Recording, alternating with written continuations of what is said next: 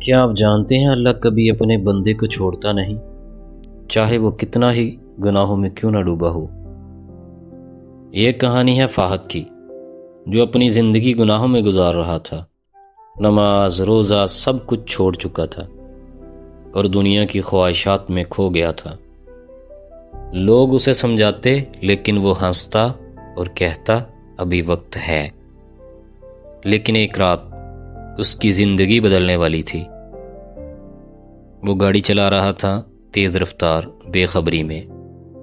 اچانک ایک بڑا حادثہ ہوا۔ ہر طرف اندھیرا، آوازیں دھندلی اور زندگی ختم ہونے کے قریب۔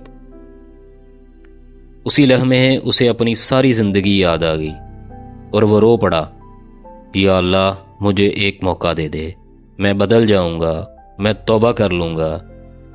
پھر اچانک اس کی آنکھ کھل گئی۔ وہ ہسپتال میں تھا، زندہ۔ ڈاکٹر نے کہا یہ معجزہ ہے، تم بچ گئے۔ فہد کی آنکھوں میں آنسو آ گئے۔ وہ سمجھ گیا یہ اللہ کا دیا ہوا آخری موقع تھا۔ اس دن کے بعد اس نے اپنی زندگی بدل دی، نماز شروع کی، گناہوں کو چھوڑ دیا۔ یاد رکھو، اللہ ہمیشہ موقع دیتا ہے، لیکن ہر کسی کو آخری موقع نہیں ملتا۔